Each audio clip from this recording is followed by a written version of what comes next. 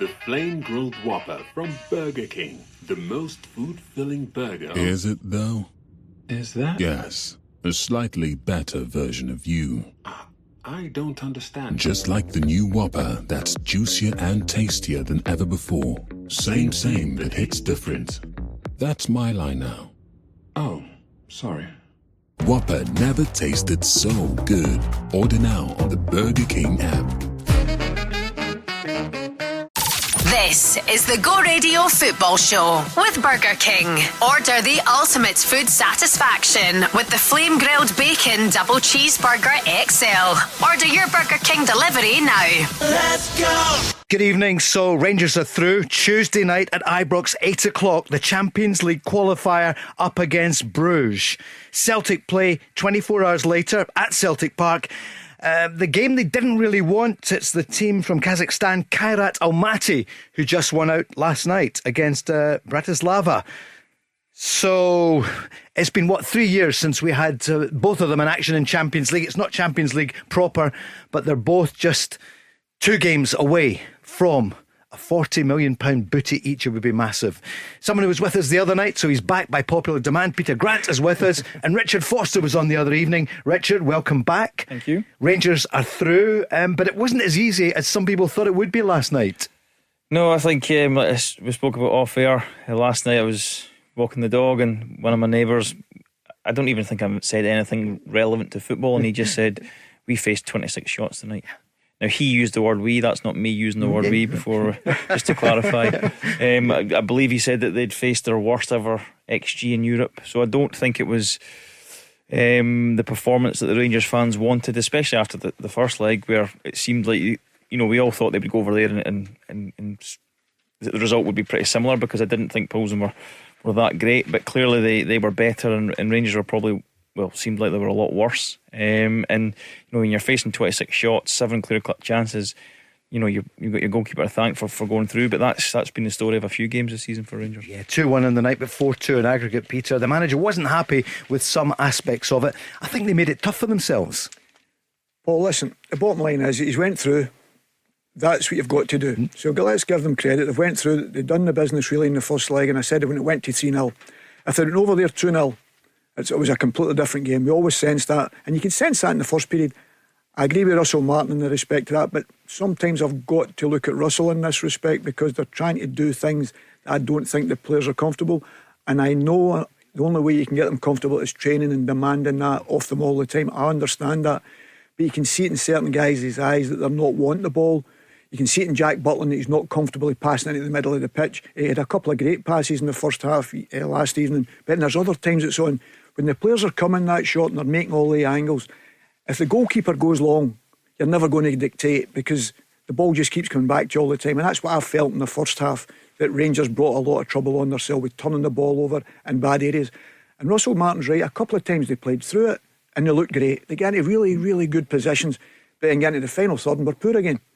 And you can't do that. But as I say, it was a scare for them, because I genuinely believe if that team had made it 2-0 before half time, I think, watching the game, I'm thinking Rangers will go out, because I didn't see them coming back from it if they went 2-0 down in the first half. So it was one of the ones, I'm sure all the Rangers fans watching it would have been delighted that half-time whistle went. Lyle Cameron, his first Rangers goal. Yeah, I mean, it's fantastic for him. And, although it's a defeat, you score your first goal, Champions League qualifier, you're going through the tie. So a huge moment for him. He's obviously, Russell Martin's been true to his word after the disappointing early results. He's put Lyle Cameron in because he came on in one of the games and he brought an energy and a desire to run about and make forward runs, and he's been in the team since, and he's different to the other midfielders. I think he brings a lot of quality. His energy is enthusiasm, his willingness to just get on the ball, and when they set up the way they do, Peter and I were discussing it before, when you set up relatively low and you want to keep the ball, every single player must want the ball. As soon as you have one player who doesn't fit into that, the whole thing breaks down. But he's very much a midfielder who takes the ball under pressure, can manipulate it right and left. I think he's had a really, really good start to his Rangers career, and obviously getting the goal just kind of caps off his recent run of form. Yeah, 2-1 in the night, 4-2 in aggregate, Peter. Well, he takes responsibility. That's the biggest thing, because you're going to make errors trying to do it this way. There is no doubt. Listen, to be fair to Russell Martin, you can see what he's trying to do. Has he got the players that can do it? I'm not so sure. People are arguing about Max Aarons, and I've not seen enough of Max. I seen him as a young kid a lot at Norwich. As I said to you, he's a better left back than Jeffrey. Yeah. Even though he's a right back, he's a better left back because he defends a back post ever so well. And Jeffrey's positional play is shocking for the goal, and that puts you under pressure. And I said it last week. People run up to him and he just goes, they go by him as if he's not there. Tavernier and that get criticism for it. As I say, Aarons gets criticism for it. But for me, both of them could play left back better than Jeffrey. And I'm all for having a natural left-sider. But if you've got somebody that can't defend, you have a problem. And James Tavernier's had it for so many years from Rangers, not defending his back post. Let me tell you, Jeffrey's the worst I've seen at it. Rangers fans, what are you thinking? You are so close now to the Champions League, but it's a big if. It's Club Bruges. They'll be in town on Tuesday night. Celtic fans, you're well aware that the Euro window closes tomorrow night for these preliminary games. So Celtic making the trip to Kazakhstan. I googled it, Peter, and I saw 13 hours to get there. That's because you go via somewhere else. And then there's another one, a day in 4 hours. Now for the team, it's, I don't know, is it 6 hour flight or whatever, a different time zone. It's not the one they wanted, but would you expect Celtic to go through? It's always difficult, Paul. Let me tell you, I went there with the national team, and obviously it wasn't a great performance, result, whatever you want to call it. It was a nightmare actually from start to finish. The time difference, trying to live during the day and it's dark and all this, it's quite incredible. They're 4 hours ahead, aren't they? Yeah. And I think it's worse later on in the winter. I think it's something like 6 hours, but they travel, everything. But the players have got to be focused. They've got to go out there. You know you're going to play a game at football, but it's never easy. You know, people think, oh, you're going to Kazakhstan. And I remember I told you the story. Regner, our pressmen, one of the times I went by and they were doing an interview and said, the only thing you knew about Kazakhstan was Borat. He ended up getting turned over 3-0. You know, and that's their ignorance. And you've got to be very, very careful with that. And I'm sure Celtic and Brendan and the squad and that will give the utmost respect. But Celtic will have to be at their best because these games, and that's why Russell Martin, to give credit to him, he's got through the tie.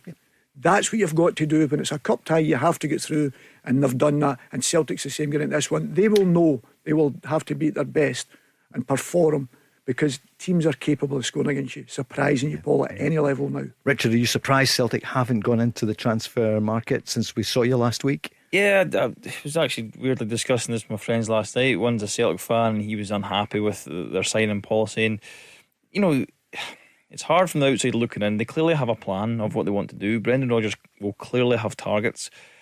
Why they've not went after them and brought them in yet, who knows? You thought after their performance last year in the Champions League and how they turned it around after the first game against Dortmund, and they end up qualifying and doing really well and looking very, very good in some games.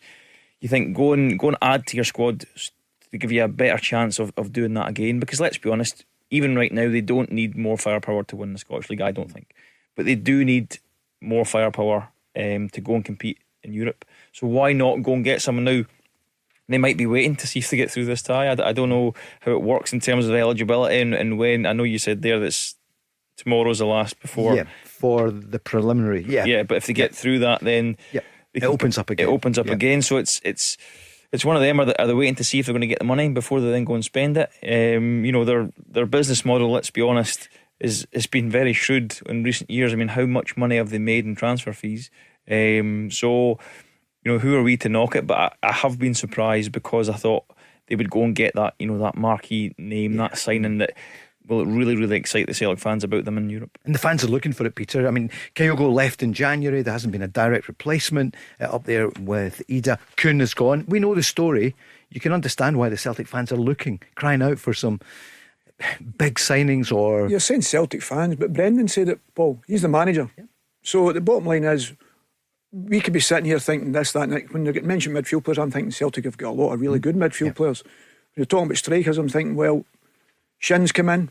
I don't know where he is. If you're saying you've only got Maeda, you bump your leg. Exactly. Very good. But you understand what I'm saying. So you're saying Shin's come in. If you're going to play Maeda and you've got Adam Ida, people would say, oh, that's 3, so it's going to be the wide areas then you're going to look at. But so Brendan's obviously hit that point. So it's not just the supporters, the manager's saying it, who works with them every day. And I'm always like that. I'm always saying, listen, we're not the manager, we don't know what goes on in the background. But if the manager's saying it, he knows then. And if you look at the Celtic squad for last year, if you take out the likes of Jota, you've taken out Cooney, even though I thought for 6 months he never turned up in my eyes. But the bottom line is they are weaker in the wider areas. There's no doubt of that. You're depending on James Forrest to come on and turn it on the time for you. That's not possible. You've seen James's record with injuries and whatever, and the older you get, it's not so great. He's 34 years, but he's still the most exciting winger Celtic have got in the respect of that when he's fit, because he goes and takes people on and he shows a bit of dynamism. So I'm sure that's something that Brendan's obviously looking at, and if the manager's saying it and the supporters can see it, you know you need that. When they do it, I'd be surprised if they're just waiting to see if they get through the next round. I'd be surprised at that. I think if there's someone there that you think's the man, I'd have already have him in anyway. Because they've got the money. So do you think they've just not got a target in mind? Well, unless they've got a target and they're not wanting to pay the money that the other clubs are looking for, you know, that's the only thing I can think, Richard. Because listen, I agree with that at certain things. Because if Celtic in for you now, Adam Ida was getting talked about for $5 million last year, comes and does really well. All of a sudden, you pay $9 million for it, and that's no disrespect because Adam doesn't set it. Celtic were willing to pay that just after a loan spell. So that's the difficulty you have. You pay $11 million for Engels. People are saying, "Oh, Celtic will pay $11 million. They maybe go to $15 million." I know the prices go up, and that's the problem when you've got money in the bank. Everybody knows Celtic's got money in the bank, so that price is definitely going to go up. There is absolutely no doubt in my mind of that. So I understand some of the problems they have, but yes, they are needing players. There is no doubt of that to shuffle the team up. 0808 17 17 700 on the day when it's confirmed that Lennon Miller, aged 18, nearly 19, everyone who knows him speaks so highly of him. He's got his move to Udinese, and they're a lucky club, I would think. Richard Foster, you know him so well. Yeah, they certainly are. I've said it on here plenty of times. They've got a fantastic young player. They've got a fantastic young boy. They've got someone who will bring a lot of quality to their team, but doesn't have a huge ego. Is eager to learn, will stay behind to do more. We'll go and speak to video analysts to find out, to understand the game at a better level, to find out what he's done wrong in games, how can he improve. I think he's a real fantastic signing for them, and you see the add-ons and the sell-on clause. I don't, me right now, I don't think this is it for Lennon. I think he's got a bigger move beyond this. I think he needs. He's outgrown Scotland. I think he needs to go to a better level and play with better players, with all respect to Motherwell. And I think he'll flourish because he understands the game at a level that is well beyond anything I've seen for a kid his age. And 4.7 million, it's a big boost for your club, for Motherwell. Yeah, it's fantastic. I think the last time was Turnbull, where they got a substantial amount of money. This is obviously more, a record fee for Motherwell. So Motherwell, a small club, one of the smaller budgets in the league. So this money is a real boost, and who knows what it's going to go for. But it helps Motherwell continue to run at the level they're at for a good few years. Motherwell fans, let's hear from you too. 0808 17 17 700. We'll also speak about Nobel Mendy. Looks as though at last he is on his way to Ibrox. Watch out for that news very shortly. Let's go on the lines. Let's go to Dave, a big Celtic fan. Hi, Dave. Evening, Paul. How you doing? Hi, Ken. How you doing? Evening, good. Hi, Dave. Yep, Peter Grant in top form, as is Richard Foster. Yeah, his mum's an angel. Right, go. That one went over my head. Yes. His mum cheated my mother when she was just dying of cancer over 20 years ago. Oh, I'll never forget her. Oh, fantastic woman. Dave, that's brilliant. Richard. Yeah, lovely to hear. How about your mum? Yeah, she was a phlebotomist nurse, so she took blood. Yeah, isn't that brilliant? Nice to hear. Yes, it is nice to hear. Yeah, thank you, Dave, for that. Very nice. Very nice. So, Dave, back to football. Yeah, talking about your beloved mum, and also what about your beloved Celtic? What are you thinking then? The deadline tomorrow, big piece in the Daily Record today. Keith Jackson saying it's time to hear from Michael Nicholson. If Celtic don't go through against Kairat, what do you feel about this? It's got Peter Lowell written all over it, mate. Absolutely written all over it. When Peter Lowell was our chief executive, he did some great things, but we always left it to the end of the window once the Champions League qualifiers had been, whether we bought or anybody or we didn't. We've now got the money in the bank. We had a couple of seasons where Peter Lowell was retired in inverted commas, and we seemed to get in early and get the players we wanted early, so everybody was in and working together.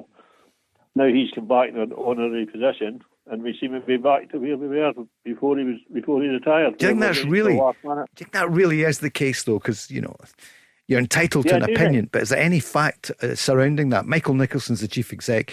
Everyone knows that Dermot Desmond is the guiding mind at Celtic. Yeah, You know, he wanted Brendan Rodgers. It happened. It's a bit easy probably to for going at Peter or Michael or whatever. You're absolutely entitled to it, and you're not the only one that feels it. I mean, listen, Peter's done a lot of great things for the club, and he's done a lot of fantastic transfer deals where there's been sell-on clauses that have earned us an absolute force in the past. I don't dispute that. But as I say, we're getting down the transfer window. We know we need definitely a striker and several other players as well. We've known it all the time, and we're still no further forward. You can hear the frustration, Peter. Oh, I can understand that. Paul, I said it last year before the cup. People talk about the cup final. I said after we'd won the league that you have to go into it and you have to make sure you change players, because you've got to freshen up. Players have been there for a while now. They need a spark. So how do you spark them? Bring players that's a little bit better than them. So there's a challenge within the dressing room, on the training pitch. And I believe over the last 3 or 4 years, Celtic's had the best two teams. This year I'm looking at it thinking we need supplies. You know, in the respect to that, with players coming in. So I understand the frustrations of supporters. Listen, the manager's obviously frustrated, and I'm sure the board are, because I don't know if they're getting in for guys. And as I said earlier, you maybe not be getting priced out it because it's Celtic Football Club, and it's happened for years and years. And when Celtic had no money, that used to be the case. And that's why it's always good to sell before you bring money in, because people think you've got money in the bank. Then everybody knows what Celtic have got in the bank because everybody talks about it. So when you go to buy a player, there is absolutely no doubt the price goes up. There is absolutely no doubt in that. But also the lack of quality, Paul. Please blame me, because a lot of clubs won't sell. And I keep telling you, because the squads are so much bigger now, a lot of clubs won't sell any day players within that first 25 players. They won't sell them. And see, out with that, I don't think they're good enough to play for Celtic. Really? No, that's my personal opinion. But people do know Celtic have got the guts of 100 million or whatever, and they want to be prudent, but they also want to put money back in the right. They spent a lot of money last summer. I get it, Richard. It's a bit of a conundrum, isn't it? This may be by the end of the month they could have a good window. They could have a good, be into the Champions League, and all might seem rosy because they have 2 games joint top of the table. Yeah, and like I said before, who are we to?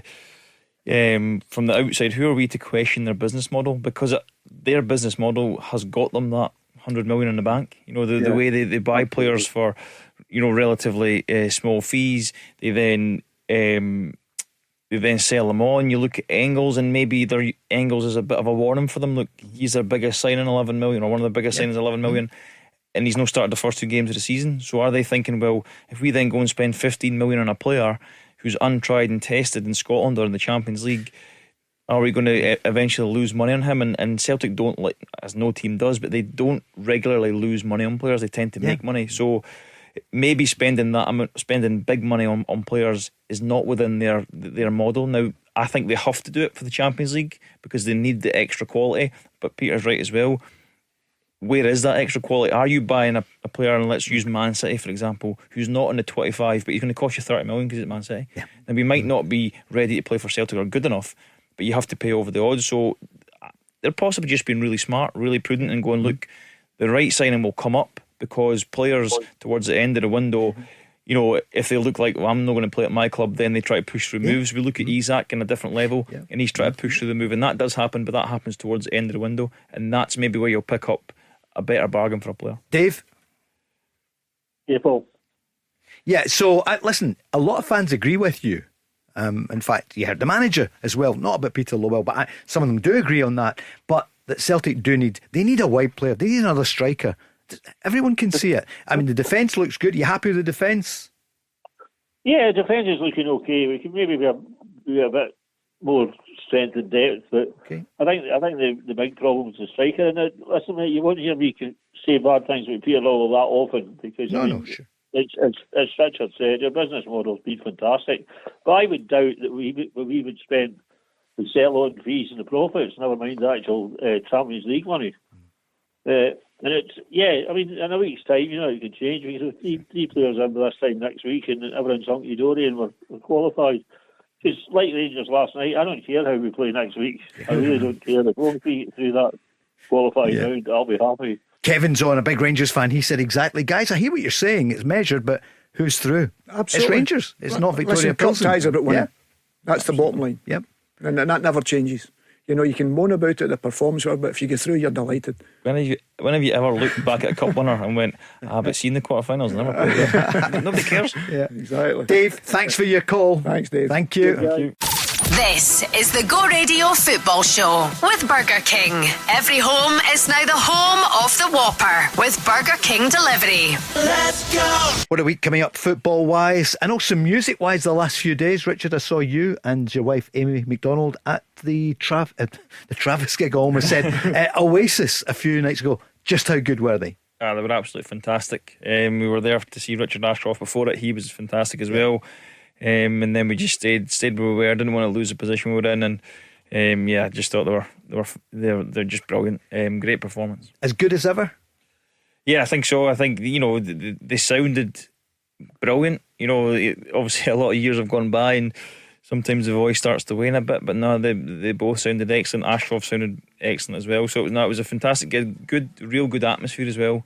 You know, everyone was just there to enjoy the gig, and there was no trouble, there was no issues. It was, and when you get that many people in the one place, all drinking alcohol, you'd think that, you know, we've done very, very well to have no trouble. Gary was on here last night, a brilliant producer, I must say, because James, our executive producer, was there. Rochelle was there as well. Peter, you and I are the only ones that missed it, I reckon. It wasn't Tom Jones, Paul. Yeah. You know, if it's not Tom Jones, I'm not going. Tom Jones. We'll only put you in goal 3 or something, honestly, Peter. You're showing us up. Yeah, it was amazing. They don't like Edinburgh City Council too much, but just shows you, watch what you say, people, because they've brought so much money into the Scottish economy. I wish it had been in Glasgow, but to the Edinburgh economy. Yeah, it was those things, and I know they weren't put out publicly, they were leaked or found or whatever it was, but yeah, it's horrible things to say, and you know, Liam and Noel Gallagher, you know they're going to pick up on that, and you know it got a huge cheer when they put it up as well. But like I say, the atmosphere was fantastic. There was no issues going to and from the gig. The gig itself was brilliant. Everybody was just there to have a good time, just exactly the way music festival should be. Amy enjoyed it as well. Yeah, she thought it was fantastic. It's difficult for her because you know, she's probably looking almost like a job. But no, she thought it was absolutely brilliant and loved every minute. And I think nowadays you can tell by how little you're on your phone. Yeah, and, you know, you look back and phones, it was out, photo back in the pocket, and it was just then you watch the gig and enjoy it. So it was brilliant. And like I say, she absolutely loved it as well. Hope they come to Glasgow soon. I've heard it mentioned maybe next year. It'd be brilliant if they were here in the commercial capital of the country, Peter. Well, I seen Lionel Richie. Is that any? I seen him earlier the year. Were you there? Was it late night, brilliant. All night long? Yeah. Were you dancing in the ceiling? I'm sure it was. I'm sure it was after it. Paul's on the line, a Rangers fan. I don't know if he was dancing in the ceiling last night. A few hairy moments for you, Paul, but you're through. You're going to play Bruges. Good evening. Evening, Paul. Yeah, I was watching something with my hiding behind the sofa a bit. It was sketchy moments. No, listen, this is my main point from it, Paul.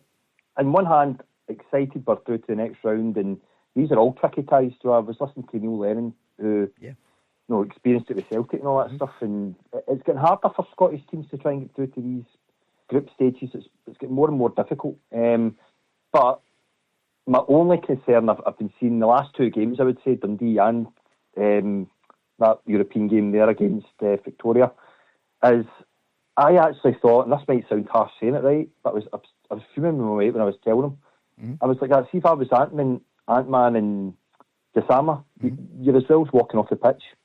Because you're two men down. The guys, and I don't criticise the two guys, I think they're trying their hardest, but they're absolutely not getting the supply. For some reason, it's always coming through John Souttar or through the middle of the pitch. I don't understand Russell Martin's philosophy in buying Mikey Moore, Gassama, Ant-Man, Asgard. He's crying out for all these wingers, yet when they're on the pitch, they're not getting the ball. Why have the wingers then? Do you know what I mean? No, I think that's a fair point. I watched the game last night and Jeff did the ball a couple of times. Gassama's on, and he's made the old, we used to call it the old movement, go one way and come back to lose your fullback.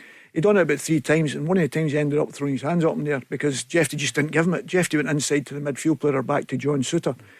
And the same on the opposite side, it happened. James Tavernier played the ball inside, and I thought it was a dangerous ball across the midfield area, and the winger was on all day. And I think that was a complete opposite what they did in the first leg. I thought the first leg they'd done that well. They got it wide, they put the ball in behind, They turned them round and they created. They got the 3 goals, but they could have scored more with the opportunities they had, and especially in the first half, first 50 minutes, 60 minutes of that particular game. And I think that's the way Rangers should play at this moment in time, because I don't think they have enough players to go through that central area. As in, you've got John Souttar as a right footer coming inside, giving the ball away, and all of a sudden you've got Too a many problem. times, If they're split, you know, you've got one midfielder who comes, and Raskin always seems for I like him at times, you know. I'm not sure he's a 6 at times, but he comes that deep. But his body position's never in a position that he can play around the corner. It's always square that he's either going to lose possession or he's got to fight like a demon. And it's the same with Diamonde. I think he does the exact same. So he ends up near enough getting a booking because he loses possession and then he pulls somebody down. And these wee things that I'm sure Russell's working on with these guys, but they'll need to do it quickly. Because let me tell you, if the Bruges are anything like the Bruges that came to Celtic Park, I thought they were the best team last year. It came to Celtic Park. Richard? Yeah, I think that in football, I don't know what Peter thinks, but we were always taught that you need to earn the right to play the way you want to play. You need to earn the right to do that. So in the early part of the game, if you need to turn the ball in behind when you get pace up top, because what that does, it lengthens the game. Teams will drop. You got Ant-Man and you're the left back and he's beating you for pace. You're going to need to drop your defensive line, which means everybody needs to drop, which then creates space to play through the middle. But if you just set up and go, we're going to start this and we're just going to play how we want to play, and you've not done that, you've not used the space in behind, you've not stretched the team, they just go, right, we'll just lock on, and now you need to try and play through us. And then when they do go long, it's just an aimless ball from Butland. It's easy for the defenders because typically the centre backs are 2v1, and they knock the ball down and then they play through Rangers, because to play the way Rangers are playing, they're very, very wide open when the ball turns over because they're so expansive going forward, which is great. But they turn the ball over too often, so they have very little control in the game. And then, like you say, you've got midfielders who seem to be chasing all over the place, committing fouls because they're not in the right position, or they need to commit the foul to stop the game so the team get back into position. But I just think in the first 5-10 minutes of any game, you need to go after the team or go into the game and earn the right to play whatever way you want to play. I don't think you can just set up from the first minute and go, this is how we play, and we'll be better than you, unless you're the best team, which at the moment they're not. Paul, was Paul at the first leg? Did you watch the first leg, Paul? Aye. What did you think? What did you think of the wide players? Did you think Rangers played that way and were more direct in the wide areas? I do, Peter. I think you're right in bringing that up, because you think about Ant-Man's set up for the goal. Remember the headed goal? Yeah. That was what done, and he's good at that. That's one of his strengths. And he did it before that goal went in. Yeah, I agree. He got to remember it was the one that was played. The ball was played up the inside, and he dunked it to the back post, and the boys defended the back post ever so well. I agree with you. Peter, you're right. Like, see, if we do that domestically, I don't understand. I was saying to my mate, a couple of my mates, am I losing the plot here? Because Russell Martin seems to be saying, let's play a different way. And I thought, this is amazing. If this is the way we're going to be with the wingers there, and I'm talking to my dad, he's 70 odd years old, as I told you before. Yep. He knows that era. He's like, that's us going back to the old style wingers that you used to have with Jimky Johnson and all these other. Yep. Willie Henderson. That's the way I wanted to. I was excited, but after that game, Davy Cooper. What is that? Is that coaching? I was asking my mate. Well, the thing is, Paul, is that coaching, or are the players coming their back on? Yeah, Peter. See if you listen to his interview after that particular game, Paul. Russell actually picked up and said, I thought it was great because we played forward, we turned them round, we used the pace that we brought in the wide areas to do that to the opposition. Now everything's to feet. And I made the point after the first leg. I said to you, the thing I liked most about Rangers in that particular game, they didn't play at the wingers' feet. They put it in space to use the pace of the wide players. I said, and it's great to see that, because Richard will tell you as a fullback, it's the worst thing when you're running towards your own goal. Yeah. There's nothing worse. And Russell Martin touched on it. So I'm surprised that they've not done that in the 2 games since. Richard, we haven't seen you since before the Dundee game. I don't think anyone expected Rangers to have such a tough time, especially after the way they played against Pilsen. No, I thought, I've actually felt for Dundee. I thought they could have been on the end of a real sore one because of that performance against Pilsen, because you just think, do more of the same. Now, granted, Dundee don't set up the same way as Pilsen. We know that, and it's that low defensive block. But even then, I think if you look at the Celtic game, how does Celtic score their first goal? Because Kieran Tierney eliminates a player. So when you've got wingers in your team with loads of pace, whether they get the ball to feet or they're running in behind, you need to be able to eliminate opponents. If you're constantly coming to feet and playing in front of a defence, it makes it much easier for defenders. Now, very, very, it still happens that a guy will get it to feet, he'll turn, he'll drive at you. But if I can get there on your touch, you're always going to face back the way. So then the only way to get beyond me is to run beyond me. Well, And see if on I that, realise you're Richard- quicker, I drop off and give you space. Well, see on that, because Richard played with a different team, coming to Ibrox or Celtic Park, not playing with either or. It's never changed, Paul. No. People think all of a sudden teams have went deep. Teams were always deep against Celtic. We said Rangers. that last night on the programme. It's as if this is something new, the low block. Hey, Everybody was always deep because they were defended all behind deep, the ball of because course. they never had the ball. But why do people not call this out? The low block. It's happened forever. It's forever The, more. the low block is just the modern buzz, part of the buzzwords that we have in football now. The low block, but we've always because we knew Aberdeen. If we go to Ibrox and try and go toe to toe, we get turned over. But even at that, Richard, you get pushed back there because Celtic Rangers predominantly dominated. So that was always there. So you have to find a way. And what you done that was with quick wingers, go and take them on, get the crosses in, feed them early. All the things that we're saying that teams don't do. So what do you think? Are the two of them going to go through? Peter, what do you reckon? I think Take Rangers Bruges. I think Rangers will struggle Right. if the Bruges team are anything like. See, when I seen the result last night when Bruges were losing, I thought great for Rangers. Because I think Salzburg scored first, didn't they? That's right. They were winning 1-0 for a while. Yeah. And then they you did remember score. this guy Hans Vanaken. Vanaken that scored, the captain. He was the best player I seen at Celtic Park last year. How good was he? I thought he was so intelligent. He's a 34-year-old. He's a captain. Just a boy. But he had a great football brain. You know, he was playing off the back of Callum. He kept finding himself in spaces, you know, that players were finding, and good players find you. I don't know many players have lost, but when I would have preferred Salzburg to go through because I think that would have been an easier game for it. That's my opinion. Celtic, I don't know what that's like over there. I'd be being disrespectful to the Kazakh team, be disrespectful, but I would still expect Celtic, if they play at their best, they'll have to play at their best, Paul. If you're down a level, there's a possibility you could get turned over. It's never easy getting into these games, please believe me. And that's why I think Paul's right. Great, they're through. And that's all I'm hoping Celtic do, get through. Tuesday, Wednesday, next week. Massive for both clubs to take good wins away. What do you feel, Richard? What's going to happen? Similar to Peter, I think Rangers are just so unpredictable at the moment because we see the Pilsen game last week, and then we see the Dundee game, then we see, we hear about the game last night. So I think it's they're too unpredictable, and I think to me the chances they're giving up, I think they're going to be on the end of a pasting, because if you get a team, I think my neighbour said 7 clear-cut chances. So Jack Butland can't continue to make saves. I think if you give a team with the quality of Bruges that we've seen, and I used Bruges that we've seen last year, they score 4 of those chances, and and that then puts a whole different dynamic on the way Rangers are playing and the result. Against Panathinaikos, I felt they gave up far too many opportunities. Had to rely on Jack Butland, which is fine. He's a goalkeeper. That's what his job is, to make saves. But at some point, some team's going to score more of these chances than miss, and Rangers could be on the end of a pace, and that's why I think they'll struggle against Bruges. I agree with Peter. Too many unknowns with going over to Almaty, but I still expect Celtic to win because I think it'll be too strong at home. Paolo, what do you feel? Off me. Come on, it's not that tough. Come on, Paul. No, I think I totally agree with what Richard's saying there. We can't. The more Champions League orientated teams, if you want to say that, like Club Brugge, you'll get battered. So we've definitely got to tighten up. I think if we play with the wingers, I think we can score goals. I absolutely do. I think they're good quality balls going in the box. It's just if Dessers, if he's fit, or Danilo actually be instinctive in front of goal and don't faff about in the ball, Paul. I mean, they do that. I don't know, again, if that's down to coaching. I spoke to Billy in your show a couple of days ago, whenever it was, and there's times when if it was an Ali McCoist in the box or a Mark Catley or whatever, they would have buried those chances. But for some reason, when it's modern day football or whatever, I just feel there's too many players wanting to take about 500 touches before they put it in back in the net. Peter wants to come in here. I'm just going to, do you know your strongest team, Paul? If you were looking at it now and everybody's fit, it's at the club at this moment in time, would you be able to pick a team you think, I'm comfortable with that team getting in? Because Aaron's wasn't in last night. See the team we played against Victoria. Yes. I thought that all clicked, and I thought, brilliant, I know the system. We've got 2 wingers, Rothwell in the middle.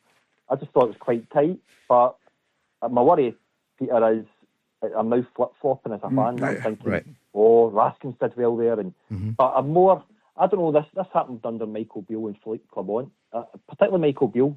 He had this way where he just wanted to play through the middle, and I don't know what you think, Peter and Richard. You can't do that domestically up here. You just can't. And I think it was Neil McCann in the show one time said, when he played with Rangers in the 90s, he said Dick Advocaat and Walter Smith and whatnot said you turn the defenders and you play in the wing. And William McCann was amazing. I think he was a right winger, wasn't he? So I don't know why we're trying to play through the middle. It's just playing into the teams like Dundee and I thought Rangers were really exciting against Pleasant with the two wingers. It was a throwback. You were getting bodies in the box. But the big thing about it was, see when they were getting to the byline, Altman, as I said to you, it was old one. You're outside the 18-yard box, put the ball in behind them. When he got to the byline, he knew to lift it to the back post. Simple things, as wingers do. They don't do that as often now. But it was good to see a right winger on the right-hand side. Another side, the gas man, he'll go on the outside, even though it's not his natural foot. He'll go on the outside. And that's a nightmare for fullbacks. Pace and someone that can go either way. They're the two things that kill you as a fullback. And I thought they looked exciting in that. I think he's still trying to get that balance. Who's going to run in the middle of the pitch? Between who's going to run in the box to support that one striker. I think they're weak at that because Dessers gets a lot of criticism, but sometimes I feel he's in the box centrally himself when crosses come in. Because against Dundee, Paul, there was a lot of quality. Even when Doyle come on, put a couple of great balls in, and people are saying, "Oh, this is terrible, putting balls in, nobody's there." He's in there himself. You had Lyle Cameron getting in at 4 foot nothing. No, I agree. I think one of the things, and I don't know how guilty Dessers is of it, I've seen him do a few times, but it's one of my pet hates with strikers who go for a cutback. For me, the cutback's for the midfielder. You need to make that run across the front of the goal, across the front of the defender. If you've got two strikers, you can go one front and one back. If you've only got one striker, get yourself in between the centre backs, right on the 6-yard line, because that drops the defensive line that creates a space for the cutback. But too many times strikers want to come out, and as a defender, it used to happen all the time, and you'd see the guy coming and he's going to flash it across your goal, and that I've got the attacker on my right shoulder, and I know he can't get in between me. So you can put in the best ball you've ever seen, and I just let it go. So it goes right past me because I know where you are. Pleasant done it last night. The runner made the front post run, and the other guy peeled out and get the cutback. That's exactly what happened. Cutbacks are for midfielders, not strikers. Paul, your last point. Can I just say something about Danilo, if that's all right? Okay. I don't know if he's noticed when he came on, but he annoyed me a couple of times. There was twice, I don't know if it was Ant-Man, I think it was Ant-Man, that knocked the ball right across the face of the goal, more or less. And Danilo was about half a mile behind the ball. He wouldn't burst a gut. Now, I remember Stephen Naismith. That guy used to bust a gut. I remember a goal against Kilmarnock he scored. They bust a gut to get right to the ball. Danilo was behind it. I annoyed me. I'm just thinking, there's a great ball in. Do you know what? I just felt for Ant-Man and I felt for Gassama. Gassama. Yep. Okay. Paul, thanks for your call. Paul. Stephen Naismith not available now. He's retired, as we know, and he's picked up a new gig as an assistant coach to Stevie Clark's The Go Radio Football Show with Burger King, Richard Foster, Peter Grant and me, Paul Cooney. You know the number, 0808 17 17 700. The Go Radio Football Show with Burger King. New and improved Whopper. Now with fluffier buns. The Whopper never tasted so good. Let's go! Mentioned earlier about the gigs in town. There's another big gig in town tonight. Franz Ferdinand. So they're at SWG, isn't it? Outside this evening. A really good band from still around. Yeah, Richard? Picked a brilliant night for it as well. They sure have. Peter, one of your favourites, Franz Ferdinand? I know his brother, Anton. Anton, indeed, yeah. That's about as much as I know. I don't know. I know the names, Paul. Yeah. I'm just a music listener. I know you are. We heard you earlier. But in fact, we've got one that you'll enjoy also in town tonight. Billy Ocean. You like him, don't you? Yeah. Billy Ocean was good, Paul. Yeah. Did you? Going gets tough, Paul. Yeah. I think that's Billy Ocean with a special mix with Russell Martin in the background, infringing a bit of copyright. Well, it's probably appropriate when the going gets tough. Hey, that's a good link from you. Yeah. So from any of them, Billy Ocean before your time, but some great hits. The Caribbean Queen. I'll probably know his big tune. Yeah. This is one of them. Yeah. Peter, you could still be there tonight. I don't know if it's sold out, but he's at the bandstand at Kelvin Grove Park. Well, this was the moment, Paul, you knew. Yeah. Shandy down your neck, listen to that. Is that right? You like that one, yeah. So he will be in town tonight, and Franz Ferdinand as well. It's been a great summer of music, isn't it? And sport as well. And it continues now as we get towards the middle of August. We know the countdown's on to the transfer window closing, September the 1st. So what's that, 2.5 weeks? 2.5 weeks before we find out what's the makeup of your team for the new season. And for Europe, for the preliminary games, it's tomorrow night. It looks as though, Richard, your old club, Rangers, will have a player in by then. We've been talking about it for weeks, it seems like. Real Betis and Rangers have agreed a £2.6 million fee with a 20% sell-in clause for the 20-year-old central defender Nobel Mendy. So he's here today, we believe, for a medical. Yeah, and I quite ignorant to this, but I believe one of the callers mentioned that he could possibly play left back as well as centre half. And at the moment, that's the position, isn't it? That's where they're weakest. I think obviously they've got Tavernier, I think, for right back, because Aarons looks like he's picked up a bit of a knock or an injury. I think Suter and Giga have been good for the most part. I thought he was. I mean, there's minimal contact in the sending off, but when a player's going that fast, that's all it takes. You just mistimed it a little bit there, but I think the two of them look like they're starting to understand each other. It's just that left back position. It's not natural for Aarons to play there. Jeff spoke about struggles defensively, which you'll probably get away with in Scotland because he can almost play more like a winger, because they'll dominate most games you would expect. But yeah, so it'll be interesting to see where he plays. If he comes in and he is just a centre back and he fights the other two for one of the positions, or they go to a three, you never know.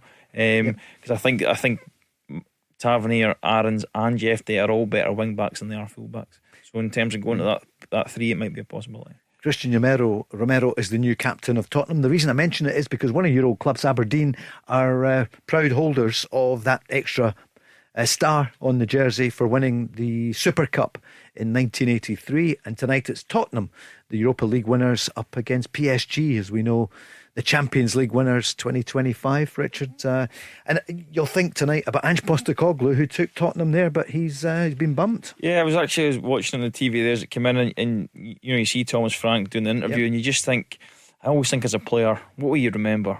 You remember winning things. You'll remember winning cup competitions. You won't remember the time you finished 5th or 6th or 7th in the league. And for him to win that trophy and then get the sack, I know they never had a good league campaign, but their full focus went on to the Europa League, didn't it? But like 5 games to go, so their league position might have changed slightly if they'd paid more attention to it. But it's another trophy on Ange's CV. Yeah, he's lost his job, but when he wants to come back, I'm not sure he'll struggle. He always wins in his second season, Peter, and he did. Yeah, he done that. Listen, I thought he handled it remarkably well, but Tottenham can't finish 17th, Paul. It doesn't matter. I understand the reasoning behind that they just can't finish there. And their league season, was it 20 losses for Tottenham Football Club? The amount of money it's spent, I know you have injuries and whatever, but that just shouldn't happen. You've got to be able to stop the gap. But did he sacrifice some of the points in the last 2 months? 100%. And listen, he had horrendous injuries for the way he was going to play, especially centre back, because he was looking for I can't remember his name, but he's the quickest boy in the Premier League. So when you lose him and you want to play as high a line as that, it's near impossible. But Thomas Frank, talking about Russell Martin, that's what you should look at. But he done with Brentford was the way Russell done with Southampton. But when he went to the Premier League, he changed the way they played because he knew they weren't good enough. He had to adjust. Still had very, very good players, still exciting to watch. I don't know how many years I've been in the Premier League with him now. And he changed. And I think that's what Russell, he gets the players in the door that he wants and he needs. I genuinely feel he needs a balanced left sider at left back and at left centre back if you're going to play this way. I genuinely do. I don't think you can play right footers there. I know people will maybe prove me wrong, but I don't think for the way you're trying to play it, because more predominantly, Richard will tell you, people will come back. Or they're not as comfortable passing forward. I mean, the other day there, the passing between centre back John Suter, Giga and the goalkeeper was nearly as much as any team had in the Premier League. It was like 200 and odd passes or something. Somebody was saying half of the teams in the Premier League, I'd say 9 out of 10 in the Premier League don't have that amount of passes, and that was between the back three. You can't do that, and I think that's down to the fact that you can't automatically just go bang. It's on my, you're inviting trouble. Yeah, it's my comfortable foot as well, Paul. We're all comfortable in one or the other, maybe apart from Richard, because I know he could use both. Who's going to win tonight? Sorry to bring it back to that Super Cup. Would it be PSG? It'd have to be, wouldn't it? Yeah, they'd be strong favourites. Yeah. Liverpool, are they going to win the title again? So, and are they going to get Isak? Just a few of you are on saying you want to find out what you both think about England. If they get Isak, is it?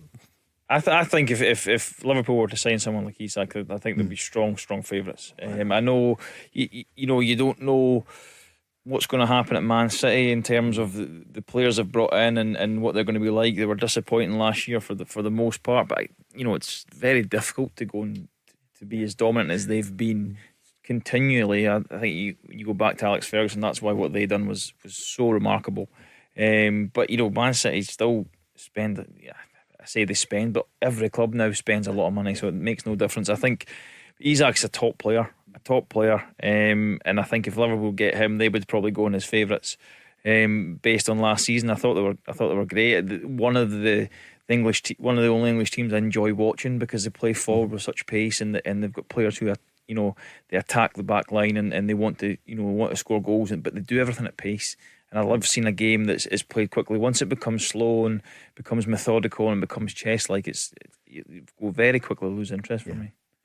I look at Liverpool and I think to myself, you look at the Celtic scenario and we're all talking about it, I think Liverpool will still sell some players. Do you? I think some of their top players, I think they'll sell. Because they're bringing all these guys in, but they're doing their business first before they let people out, and I think that's why they're getting the money in. I think the likes of Gakpo, that could go now because the Tiki's come in, and they've got guys that they've got money for. And I think that if I look at their squad now, you think, wow, what a squad, and then if you bring that Isak on top of that, that's why I think you can keep top players, but there comes a time when you've got too many, it makes it unhealthy. And I think that manager's very clever in that respect. I think some other guys he's already set for them to go, but it's on the proviso like Isak and that come in. Mark Gay could be coming in as well at the back, couldn't he?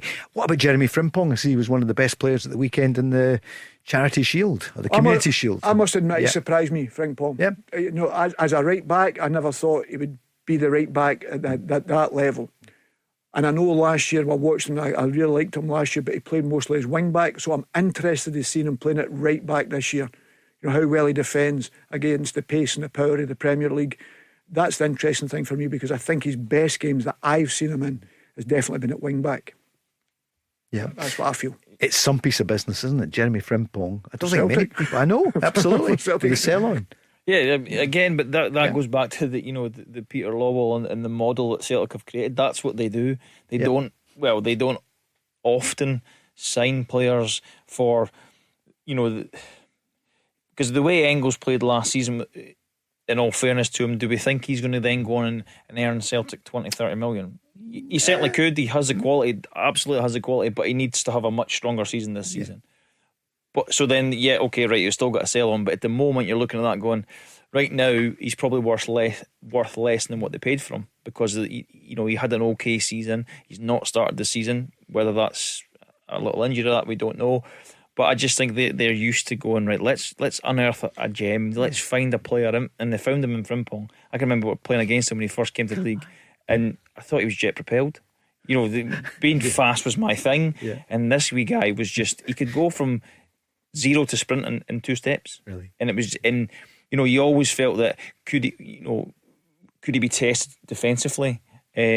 But he was so fast, his recovery pace was enough. Now that will get tested in England because they're all fast, sure. And it will be very, very interesting to see how he does. But huge credit to him from where he's came from. Went over to Leverkusen, won the league there, was an absolute standout player, and now signed for Liverpool. Fantastic. 55 million or something. Jet propelled. I like that one, Peter. Not anything. Absolutely, but it'll need to be Paul, because I think when you're playing against the players, I think that's when you get questioned now. Again, and listen, you're playing in Germany, and that's no mugs league. Sure. I understand that, but it was a different system, and that helps him because you had a quick centre back along with him. And what about Engels? Sorry, because I I'm think going to go Engels to is the a news. player. Yeah. So will he be worth more in a couple of years' time? That's dependent, Paul. Listen, somebody at 20 years of age breaking into the Belgian national team tells you enough to play along with A players. Yeah. So there's no doubt. I'm a supporter of his. I don't think he started pre-season particularly well in the games that I'd seen, and I thought Nygren would start before him on pre-season performances. But Arne Engels is a very, very good footballer for Celtic Football Club. There is no doubt of that. News is next, and then we're back. Richard Foster, Peter Grant. This is the Go Radio Football Show with Burger King. Bring home the ultimate food satisfaction with a Gourmet King's Barbecue Steakhouse Angus. Order now on the Burger King app. Let's go! The Flame Grilled Whopper from Burger King. The most food-filling burger. Is it, though? Is that? Yes. A slightly better version of you. I don't understand. Just like the new Whopper that's juicier and tastier than ever before. Same, but hits different. That's my line now. Oh, sorry. Whopper never tasted so good. Order now on the Burger King app. Hour two, loads of calls coming in for Peter Grant and Richard Foster. Peter, the former Celtic and Scotland star, who's with us tonight by popular demand. He and Billy Dodds were in great form. I'll tell you, Andy Walker was brilliant last night. He really was, along with Mark Guidi. That makes a change then. I came out with nonsense about, hey, you two will have to be good because Billy and Peter were brilliant on a Monday.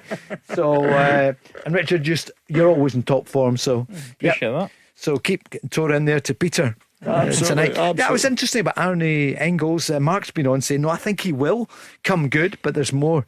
This is a big season for him, but people wonder why have they not seen much of him so far. But Nygren has come in. He's done well, Peter. But that's what you want, Paul. Yeah, if I'm Arnie Engels, sure. I'm getting there every day, being the best trainer, showing the manager I'm ready to play. You give me an opportunity, I'm not going to let that go again. And that's what you've got to do in pre-season. Nygren in pre-season did that. I watched him in the games. I didn't know his position because you talked about being wide, playing as off a number 10, playing forward. And I'm thinking, where's he going to play? He played in that 8 position, as they say nowadays. And to be fair, his work ethic, his talent's been very, very good so far. He should have scored the week before, taking it first time. Last week he learned, he takes it first time and scores. Gets in the box. Midfielders got to score goals nowadays because you play with one striker. And he done that fantastically well. So he's in pole position. So the challenge for Arnie Engels is, as a young man, now can you go and take the jersey back? And when you get the jersey, make sure you perform at your very best. Because that's the only way you get your job back. And you've got to do it constant. Don't go away in the huff. And that's sometimes I look at him and I think, go on, give us a wee bit of personality. I'm not saying play with a smile because I never played with a smile on my face. But give us a wee bit of personality. And that means going grabbing the game with the scruffy neck. And he can run in the box very well. And sometimes he doesn't receive it. He does all unselfish running at time. But I think he's a quality player. But it's up to him now to go and take that battle on, and the best players do it, Paul. What about Jack Butland? A bit of criticism last season. In fact, he mentioned it the other day, didn't he, when he said, I know I had my moment, but not as many as people said. But my goodness, if he hadn't played the way he did last night, Rangers may not have been in the Champions League qualifier. Yeah, I mean, I've said in the show before that to do anything, to be successful as a team, you need everybody to do their job, and the job of a goalkeeper is to make saves. But I think he's made a few saves already this season that are a little bit unexpected, top quality saves. And the biggest thing is it's not just making saves. Any goalie can make saves when you're 5-0 up or you're 5-0 down, because they don't really matter. But it's making big saves at the right moments, and he certainly has a knack for that this season already. The game last night, the game against Dundee, the Panathinaikos game, made a couple of really, really top saves. And I think that's what then sets top goalkeepers apart. We speak about Alan McGregor, best goalkeeper I've worked with, would make saves you don't expect him to make. And I think Butland's got that in the locker as well. He's got the outrageous save. Technically he's a good goalkeeper. He had a bit of a rough spell, and I think it's always worse for goalkeepers because we talk about you talk about Dessers, and to bring him back into it, but Dessers maybe misses 4 chances and scored his 5th chance.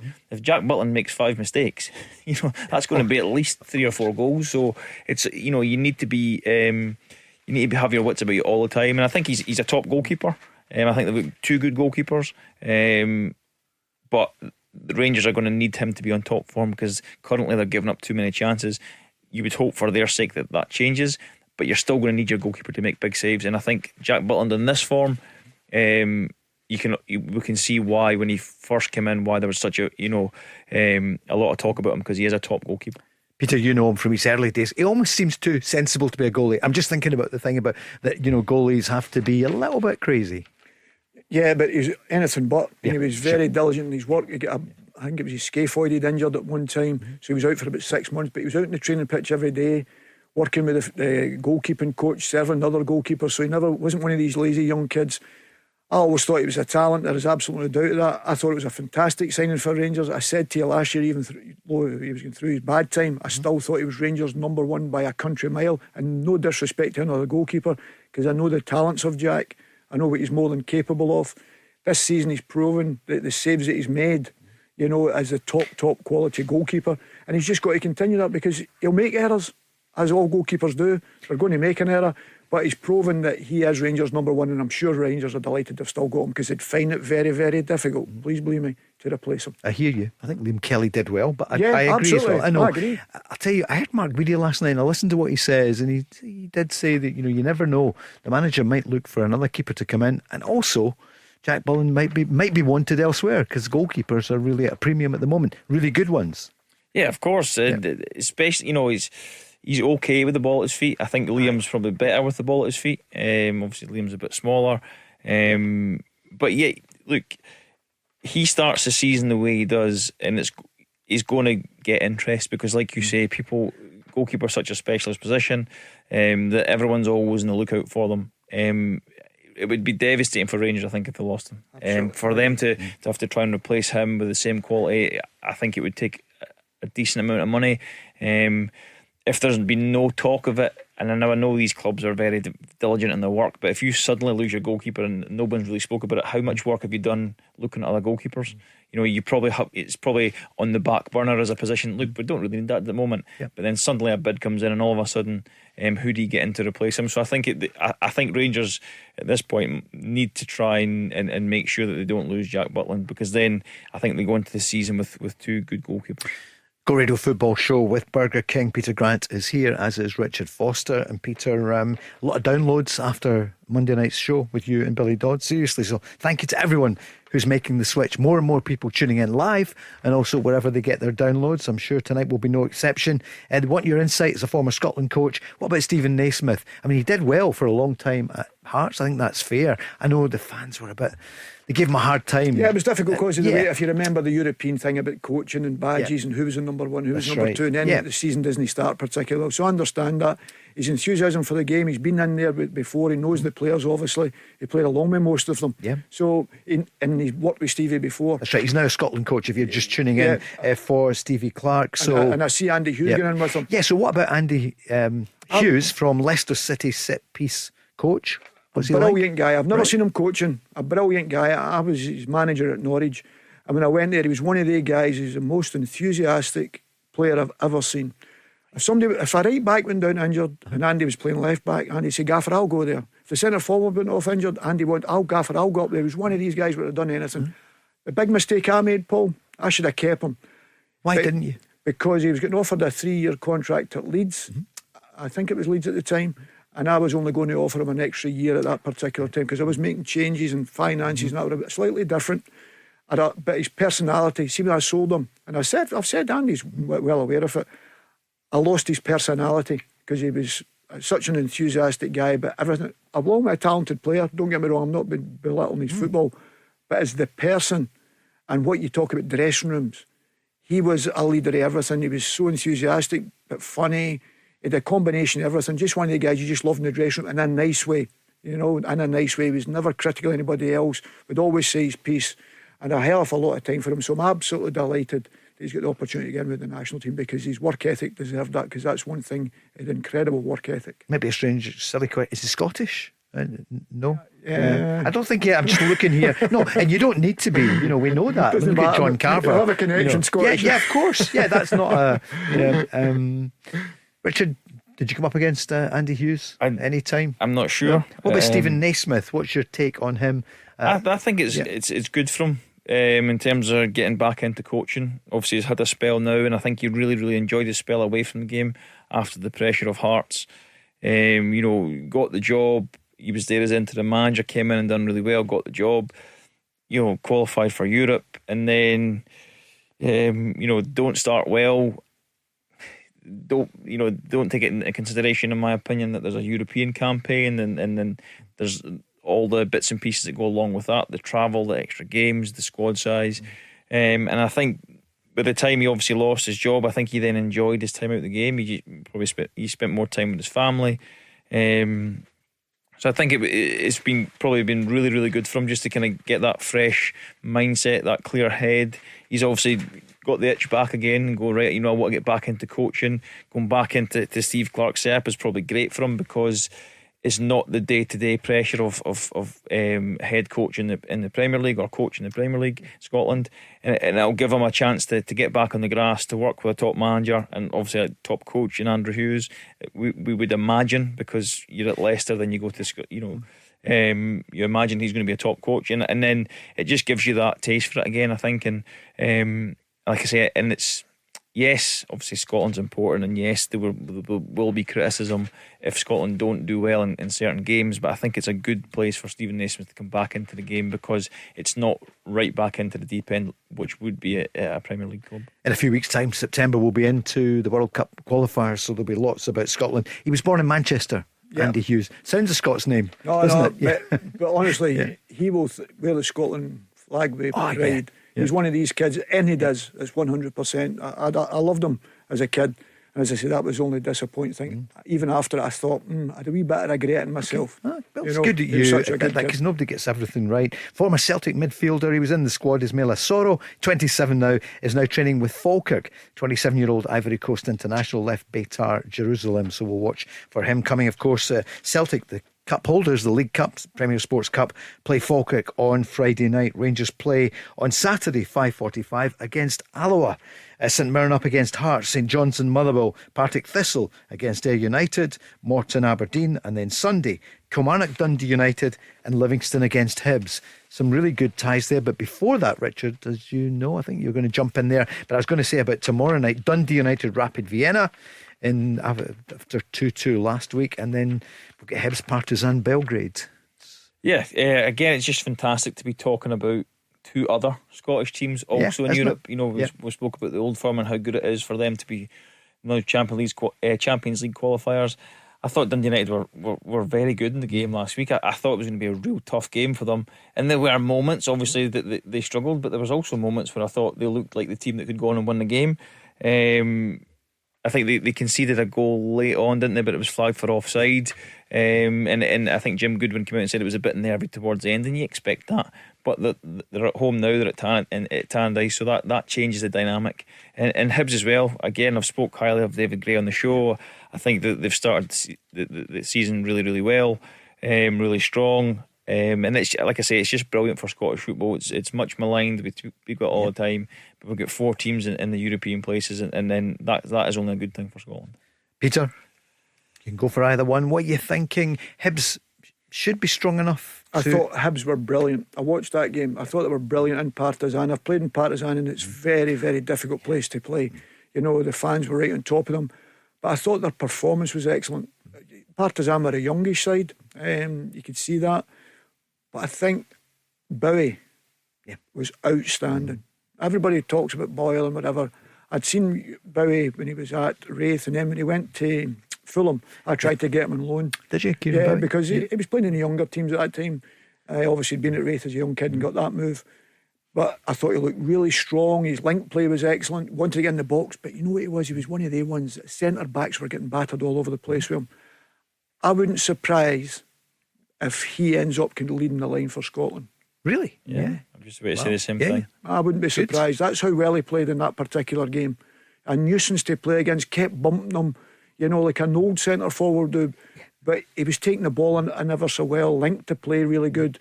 And I'm thinking, this player, and he knows where the goal is, he wants to score. I think David Gray just mentioned about managing him a little bit in terms of his injury history. He's still relatively young. Yeah, 22. But I agree. I think he's got everything. He's quick enough. He's strong enough. Good enough technical ability. Brave. He seems like he seems like he'd be horrible for centre halves to play against. And I think he took his goals well against Dundee. So I agree. I think he's got a real chance to be in Steve Clarke's squad come those games in September if he continues the way he's going. You think they just ran out of steam at the weekend when they were 2 up and then drew 2-2? You would hope that's the case. I don't like giving excuses, Paul, because I think if you're wanting to be successful, you've got to play in Europe. You've got to be ready for that. And I know he made changes in the team. I'm not a great believer in that, Paul. I would rather start with the team that I think's my best. And if I want to make changes, I'll make them then. But see, when you make changes prior to it, I don't know if it's still the same. Maybe Richard will say, because he played later than me. Players in their head think, the manager's just putting the second team out.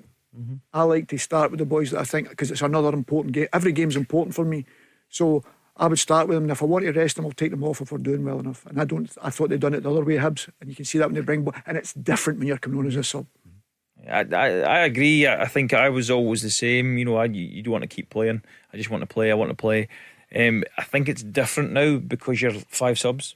So I think there's more acceptance that I'm not going to play every game, and the manager's going to rotate me, especially in certain positions. You know, you're asking, Brendan Rodgers talks about that those 2/8s needing, you know, to be dynamic, because wingers need to be fast. So they're the positions that tend to be rotated. But then when you go way back, wingers always get subbed off. You know, wingers and your attacking players are more likely to get subbed on and off, because they're the ones that can change and win a game for you. Used to be an absolute nightmare. You know, you've done really well against a winger for 70 minutes, and then another guy comes on who's just as fast and he's fresh. You're getting older and they're getting younger. But I think there's more acceptance now that you're not going to play 90 every week, and you're not going to start every game, and then it's about managing your squad. And I think that's one of the things that David Gray certainly done well last year. He managed the squad really, really well, in that they all seemed to buy into what he was doing, regardless of whether they started or whether they came on off the bench. I'm going to ask Peter what he thinks about Dundee United tomorrow, but have a think, who are the fastest or the toughest wingers to play against over your years at all the different levels, Aberdeen, Rangers, Partick Thistle, whatever. Peter, what do you think tomorrow night? Dundee United, Rapid Vienna. I went to see Dundee United against Oldham in a pre-season fixture, and I could see what Jim was trying to do. And I think that's always. You went to Tannadice, yeah. And I think it's always important, but you're trying to see what managers are trying to do with their team. They're trying to build, and they've brought in new players. When they went 2-1 down, Paul, I thought, this is going to be a tough school here. How are they going to hang in here? Because if it goes to 3 or 4, and I've been in Vienna, as you know, and it's possible that happens, you know. And I thought they handled that period in the game very, very well. Scored a very good goal, good play down the left-hand side, put a cross and good finish. And you're thinking, that could give them the edge. Just that moment could give them the edge. They're well in it. I'm sure Jim's come back. Even in his heart of hearts, I think he's come back with more than he expected. If you understand what I'm saying, you go there thinking, if it's one goal in it, we'll settle for it. I think coming back with that one, now the players going to Tannadice, you're hoping the supporters are going to galvanise them, and you're playing, because Tannadice is not easy to play when you've got the support and all that right on top. It's all great. As a player, it was a brilliant place to play. Was it? I loved it. It's great to watch your commentating. We were playing against top quality players at that particular times. It was at Dundee United we were playing against then, and it was brilliant there. You know, it was always such a tough game, but the atmosphere was always electric. And I think if they can bring it, I think Dundee United could go through, and that'd be an unbelievable result. If both the teams can go through, and here's God willing, both of them do, it'd be an unbelievable result, because I'd never seen both teams going through. That would be brilliant, wouldn't it? Hibs are still raging with Celtic for losing the cup final to your old team, Richard. I'm looking at you. I mean, they are. The fans can't believe it. They've had to. And rightly so. I mean, Aberdeen done the unthinkable. You know, they were behind in the game, and albeit Celtic weren't at top form. But Aberdeen, they dug in, they made the game horrible, they made the game what it needed to be. Was it a great game to watch? Absolutely not. But was it necessary for Aberdeen to get a result? Yes. So why didn't they do that at the weekend against Celtic? A few people were asking that the other night. What did you feel? I mean, it worked in the cup final. But I felt like they tried to. I felt like they just didn't get it quite right. Remember, they've got a few new players. They're also, and this is a question, and obviously Peter's more experienced than I, but if you're building something as a team, do you then park all that because Celtic are in town? Or do you go, well, we're going to try and keep doing the things that we do well, we'll adjust it slightly, we'll move players a little bit here and there, 5-10 yards to make us more compact, but still ultimately we're still trying to do what we do? Or do you just go, now we need, like they did in the cup final, let's put everything else in the bin, this is the game plan for this particular game?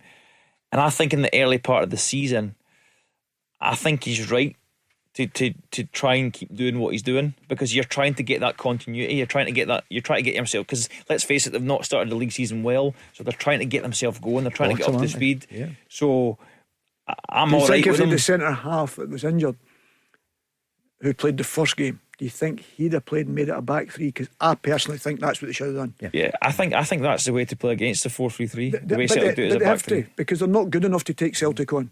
I don't care what anybody says, they're not good enough to take Celtic on. So I don't care if it's the first or the last game. It's this game I'm worried about.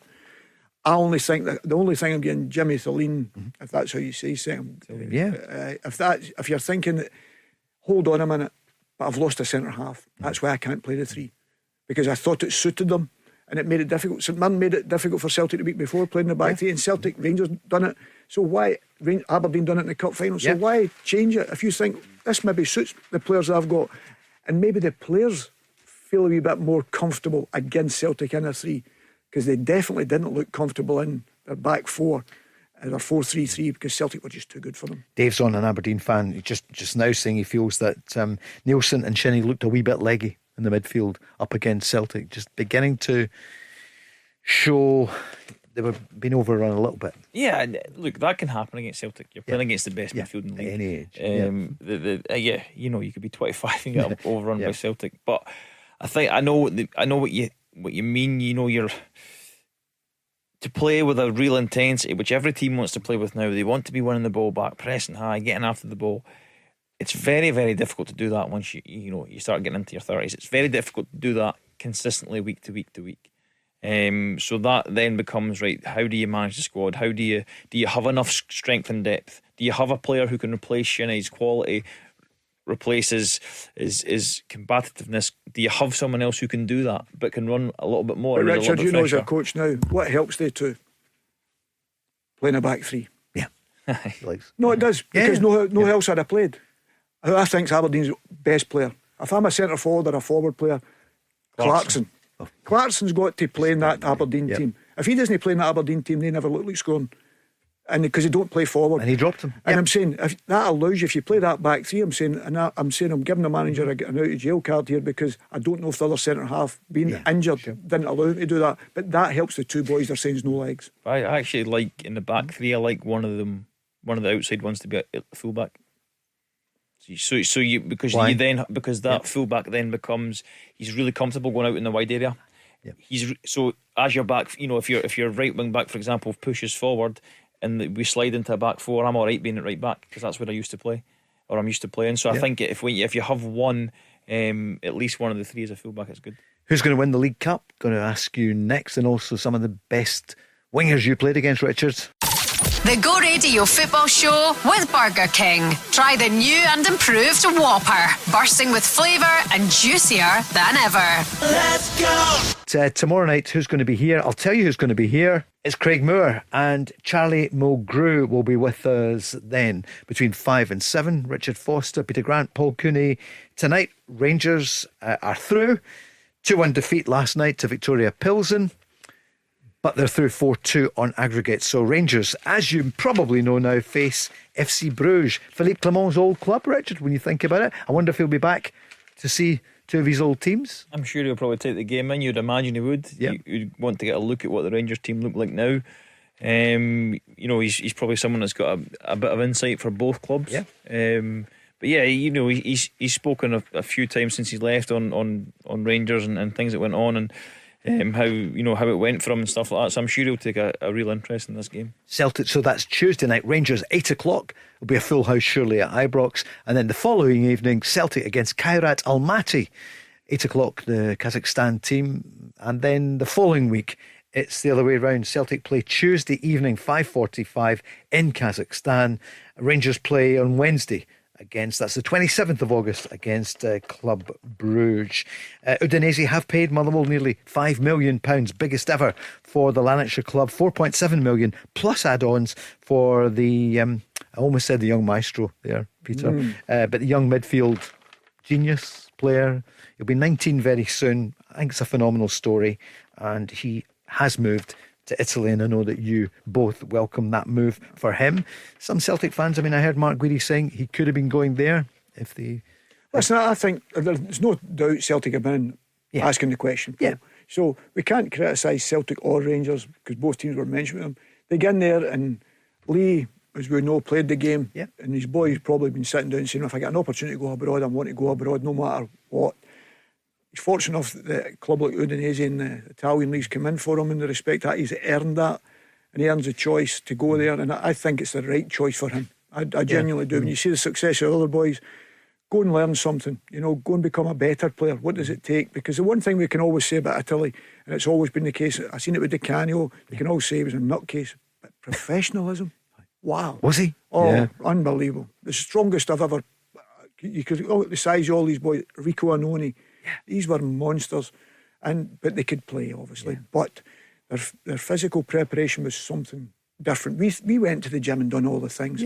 But these guys were at another level. Paolo Di Canio. But they loved it because they said it's never a problem getting Italian boys into the gym. That referee felt like full force with it, didn't he? but he said they never have a problem. Do you know why? Yeah, why? Because they love themselves. Of course, yeah. They what? No, Di Canio loved himself. But that's exactly what he said. He said Italian players, you have no problem telling them to go to the gym.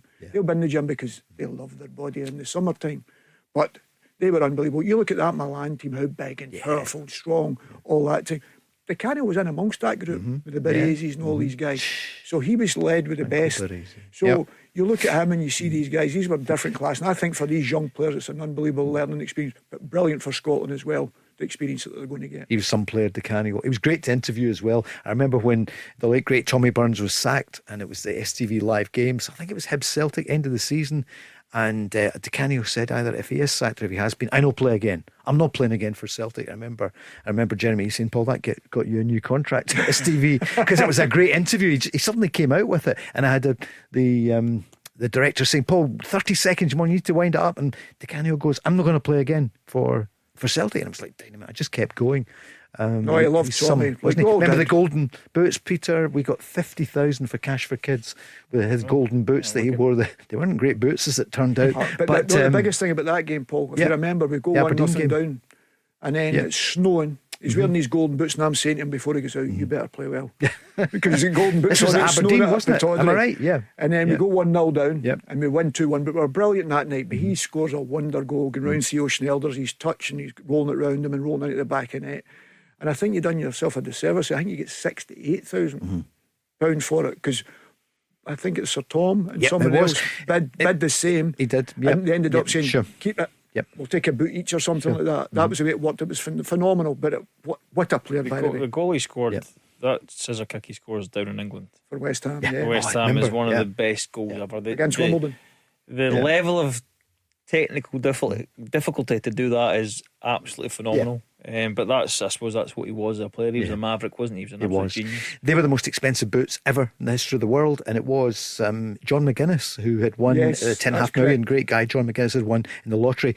He bid 28,000, and then just as we were about to finish it, Sir Tom Hunter came on and said, Paul, give you 30,000, and they both, John said, give you the money anyway, 58,000. And also they then did it in the record the following week, or a couple of weeks later they put them up again, so they made, I think, about £75,000 most expensive boots ever. I'm not sure they were actually great boots, but Pandolfo I do remember it well, because he used to buy them for my sons all the time. White ones, and I said you're not allowed white boots. He used to give me them. Peter and Raymond's I used to give Peter Raymond. I was like, they don't wear white boots. Anoni came over and used to wear one of each colour, didn't he? That's right. So Lennon Miller, let's hope we will be speaking about him in the future. Richard, is he a future, I was going to say Scotland captain or whatever, he got his cap the other day. I think everyone, all of us in the media, should watch what we say, because he came out with some statement about, I'll be proved to be the best or whatever. No, and why wouldn't he?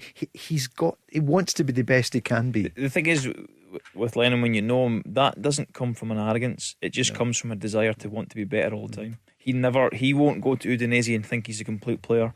He'll go there and think, right, I need to work even harder than I did at Motherwell, because that's just the mindset he's in now. Well, for a young kid, he's experienced so much in his life already. He's got a good family behind him, Lee, who knows the game. So he has got everything set up for him to go and be a real success, but nothing more so than the way he is. He has confidence in his own ability, as he should, but there's no arrogance there. And he won't go into that team and go, I'm going to be the best player. He'll go in there and he'll work as hard as he possibly can and become as good a player as he can. And if eventually becomes the best player at Udinese, he'll then move on from there. But that's the way he thinks. He just wants to improve all the time. It was a great piece on Sky today with Gordon Duncan.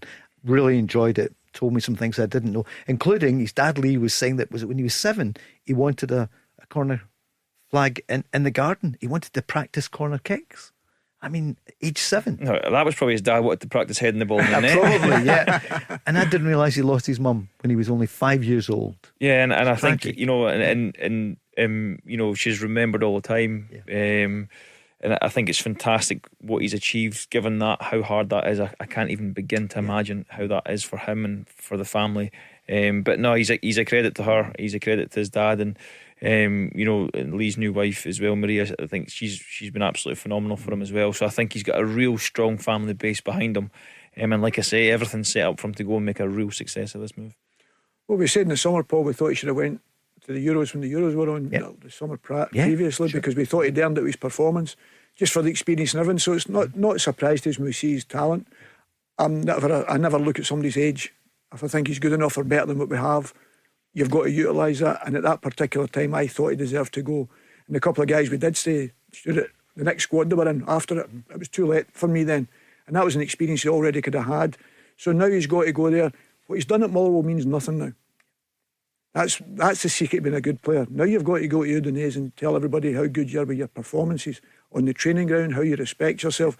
You look at McTominay, Gilmour, and all that's done. Been brilliant. But now that brings an added pressure, because everybody's expecting a Scots guy to come and do exceptionally well. Maybe not to win the league with Udinese, but they're expecting him to do well. And Udinese is a club that do sell. So you perform well. All of a sudden you're talking about Juventus and that coming for you. Now all of a sudden everybody knows you. Everybody's wanting you, and that can be the fine lines. So he knows the work starts now. Even though he's been magnificent for Motherwell and he's been an unbelievable young professional, now it's a different level. Well, you're in Italy is unforgiving, and you know yourself, the newspapers, they mark you for 0 to 10, and you give the ball away twice and you're getting a 2 as a central midfield player. And that doesn't matter. So all these wee things, and how does he handle that? Because predominantly here it's been praise. So if there comes a little bit of criticism, that's what people will be looking for more than. And I've no doubt he can handle it, because he's got the talent to do that. Peter's got a subscription to Gazzetta dello Sport in Italiano. I'm thinking when he first goes over there, he won't care, because he won't be able to read it. He's learning it though, isn't he? He must he be. will be. I heard that a few months ago. I think that's brilliant. It's something that I wish I'd done myself, is go abroad and learn a different language. I find that in Britain we're so ignorant that we expect everybody to speak English. But you are abroad, you've come down for Elgin. Good point. Beyond the wall. But, so I just think it's a fantastic cultural experience for him as a person as much as a player.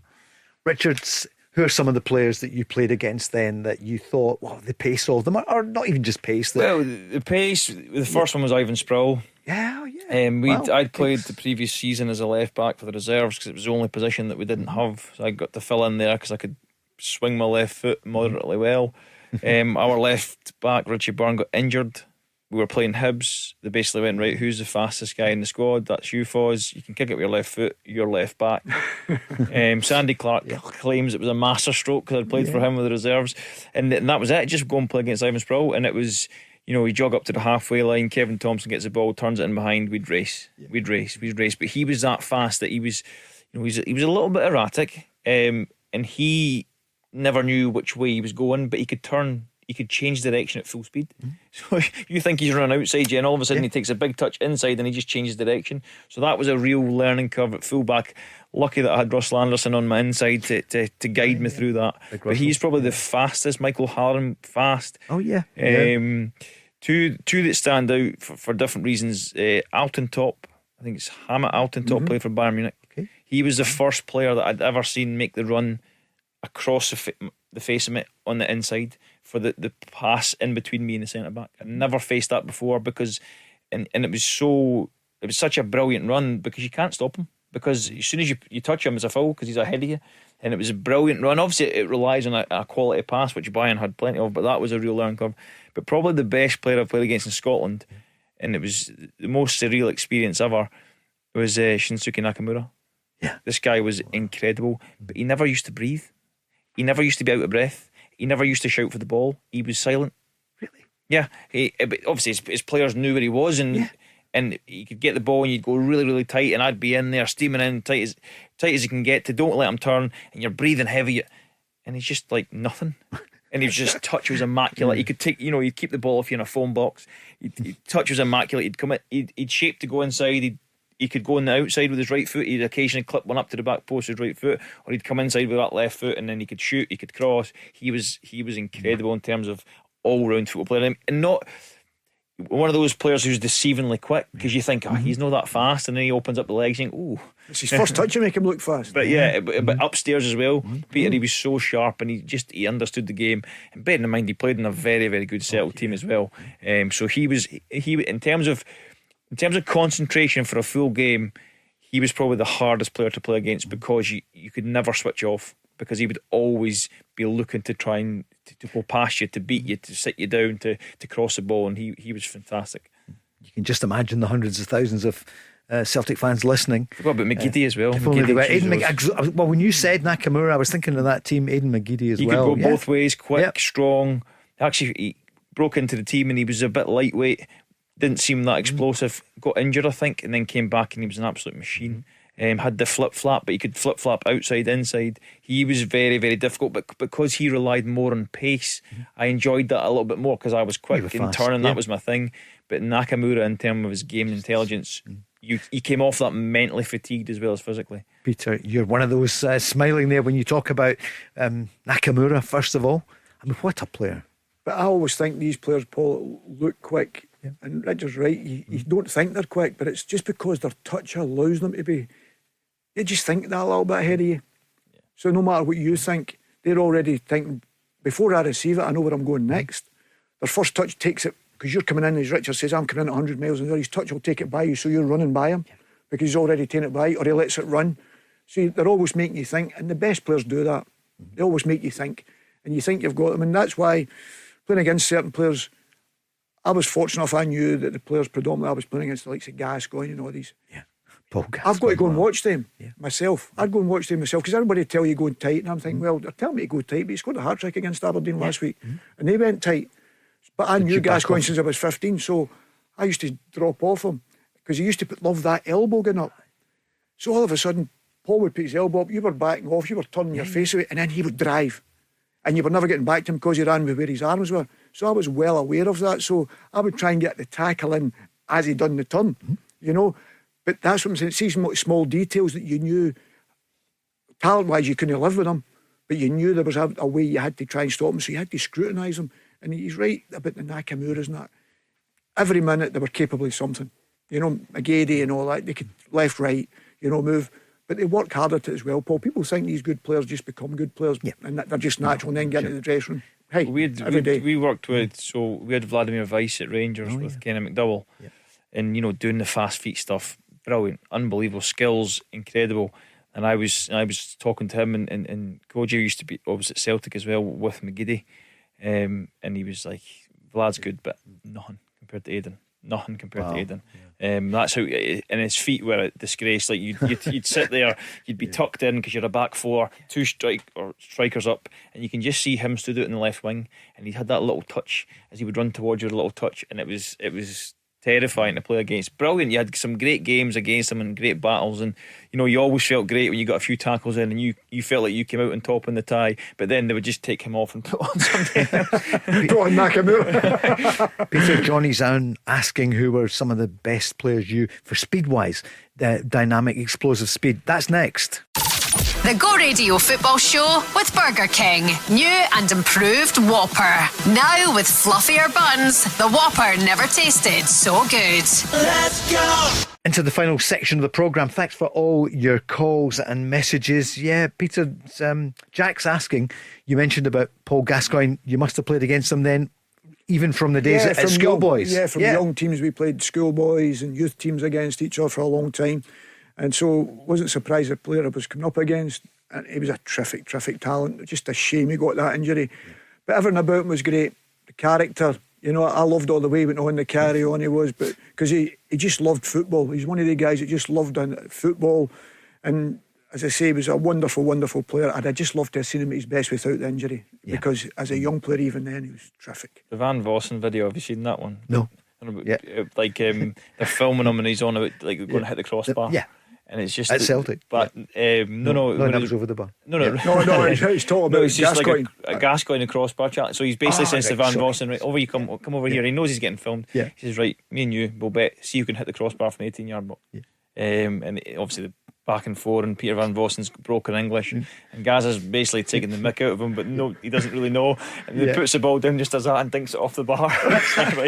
It just sums Gaza up. Just the way when you hear everybody talk about him, Alan McCoy talks about him so highly, obviously, and that just, to me, epitomised all the stories you hear about him. What a good guy he was, and his teammates absolutely. Well, you think of that goal he scored when he done his leg.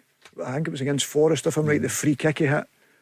That was as good a goal as you'll see from a dead ball in a cup game. And unfortunately, a few moments later, that adrenaline, and he tries to do the boy and ends up doing himself, and that was an absolute crying shame. Look at the goal he scored against Scotland. I was there at Wembley. It was a crying shame for us, but what a goal, wasn't it? I was sitting next to his family, believe it or not. Were you? And do you know who was on my right hand side? Who? Oh, Gary McAllister. Of course, yeah. And Gary, they're turning away looking as if the penalty kick, at the time. And I'd have put my house in Gary scoring. Yeah, I know. That Yuri Geller's got something to answer for. For moving that ball. Quite a lot of Scotland fans were a bit harsher on Gary then, weren't they? What a player. What a player. Dear. He was a top quality player. Sure. One of the last guys to win the Premier League, obviously, before it was the Premier League. That's right. The Gordon of course, Strachan. the First Division. And that was the last time an English manager won that. And the manager was Howard Wilkinson. Indeed, yeah. Was he the last English manager? Yep. Wow. And no English managers won the current Premiership. Since then, that last one was that league. It was called the League One, was it? Then I think. Yeah, it was. It was the last year. Of League and One. then it went Premier League, and not an English manager's won it. Wow. Who's going to win the League Cup, the Premier Cup? Richard, who do you think? Celtic won it last year. I struggle to look past Celtic again this year. I think they're still the strongest team. Yeah. I think they're only going to get stronger. And I get it, cup ties, we've seen it last year with Aberdeen. You can have an off day, a lucky goal, then lose on penalties. But I think Celtic are huge favourites. I just don't see anyone being able to stop them at the moment. I think the only team probably that can beat Celtic are going to be Rangers. But we don't know which Rangers are going to turn up. Yep. But I just think, I think Celtic are favourites to win it, and I think they will win it. Peter, before you give us your prediction, I'm looking at St Mirren Hearts. Inevitably, Hearts are one of the favourites to do well this season. Hibs as well, maybe Aberdeen, although so far bottom of the table. Is there anyone else you see who could challenge? Would it be Hearts? Well, going with Tony Bloom, Yep. he thinks that they're going to split Celtic and Rangers or win it within the next 10 years, is it? You soon find that's a little bit harder in Scotland, to be perfectly honest with you. But I understand what you're saying, and if he's not got that belief, why would you put the money in? So you understand that. And he said they'll split them this year, so they're saying. And the one thing I'll say about Hearts, I've been impressed with what they do. Millen, I think, has been excellent at left wing back. He's been fantastic crosses. I'm sure Lawrence Shanklin will be looking at it, thinking great. But over the piece, Celtic have got the best team, Paul. But Richard rightfully says, see, a cup tie. Anything can happen in cup ties, Paul. And that's why it would be Aberdeen. But that's why I always say when people talk about the treble in Celtic, it's so difficult. It's hard enough to win the league, but you get another chance if you lose a game. In the cup, you're out. Double winning year. I keep going back to I think Stranraer nearly put us out. Yeah. With a replay with Hibs. Richard spoke about it earlier. Everybody forgets it. We're the centenary team because we won the double. Yep. The double Of winning course. team. Yep. Because people forget that. But the cup is so difficult to win because if you have an off day and somebody's a good day, that can cost you. But Celtic are the best team, and I agree with Richard. I think they'll get stronger. I think Rangers will get stronger over the piece. Yeah. I think Hearts will be in there. You'll never get easy games going to Tynecastle. Hibs have done that, so they're starting to look like you've got 4 teams in there that are looking stronger again. And that used to be the case. Used to be 8 teams, Paul. Home or away. You knew the away games were really difficult. I still think over the piece Celtic. So we should hear Brendan Rodgers on the programme tomorrow night ahead of the Falkirk game, and it's not without jeopardy, that one, Richard. No, I mean, it's Celtic going to every game, huge favourite, but I think because they're at home as well, I think one of the things that I would imagine Brendan Rodgers wants to get away from is all the noise around transfers, and so basically go and put in a brilliant performance against Falkirk, which we all know they're capable of. But maybe if you're Brendan Rodgers, you want to go into the Falkirk game and just scrape through and then say to the board, look, I need a striker. So maybe he doesn't want him to play well. I don't know. I did laugh there. I had a wry smell when you said he wants to get away from all that. You started it, Brendan. And he didn't. The fans are on. But I think it's you're playing against another Premiership team. Falkirk, under McGlynn, play a certain way. They've got an attractive style. They don't just back down. They'll cause Celtic problems. But again, you look at it, if Celtic hit anywhere close to top form, they win the game comfortably. I'll ask you, Paul, they played each other last year. I know. And Falkirk started ever so well and scored first. They did. Peter, could Aberdeen do it again? They could do it against Morton. Is there a banana skin there? I'm just looking at I think that's the tie. Do you? And I hate to say it because again, on the back of the success of the Scottish Cup, but I just look at I've been to Morton a few times. Really, really tough place to play. Dougie Emery will have the team fired up. Aberdeen haven't, started the league campaign well. That's a real tricky game for Aberdeen for me. Peter? That used to be the bogey team in my time for Aberdeen. We used to love when Aberdeen were going there to play. When big Andy Ritchie yeah. Aberdeen couldn't beat them under Sir Alex Ferguson. Right. That was the team, because Andy used to terrorise them, take free kicks and score goals against them. And that was the fix. You always said, thank God that Aberdeen are playing against Morton down at the Capello, because they'd always beat them. I'm not so sure. I think Aberdeen have got to perform, and it'll be interesting to see if this team can raise it.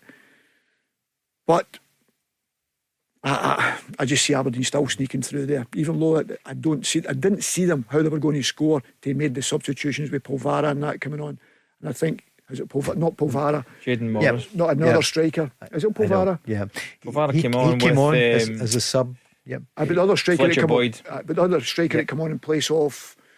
We're running out of time anyway on that one. Yeah. Come on in place of Yengi. He's got to start him if they're going to look to score. Richard, your old club Rangers, I have to ask you, you think they'll be okay against Alloa? A lot of Rangers fans are not happy about the style or whatever. Russell Martin, we've only got a minute left, there's not much time. Do you think he is going to get it right?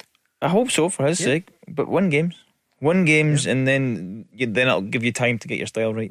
But that's the most important bit, because Rangers fans want you to win games at home, especially. This game's huge for them, because go and put in a really good performance, win the game comfortably, and you start to buy yourself a little bit of time. But that's the only way. The only way you have time, longevity in football is by winning games. And Peter, your old club Celtic, it's unlikely they'll get anyone in before tomorrow night for the Almaty game next week. I don't think they will, Paul, not for next week, but I'm sure before everything kicks off, or the door closes, I should say, Celtic will have more bodies in the building. And I know we both want to wish good luck tomorrow night to Hibs and to Dundee United. Absolutely. Think they could both go through? Here's hoping, because it'd be fantastic. If both of them get through, I think it'll be an unbelievable night for Scottish football, because I think it's two difficult teams they've played. I think Hibs have done the hard work. I think Dundee United have still got a bit of work to do. Richard?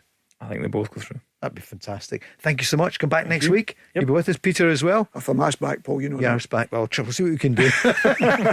No, of course. We'll look forward to it. Charlie McGrew will be here tomorrow night, along with Craig Moore. Thanks so much for all the calls. We're back tomorrow night. We'll be here at 5. Jokel Day is next. The Go Radio Football Show with Burger King. Try the new and improved Whopper, bursting with flavour and juicier than ever. Let's go!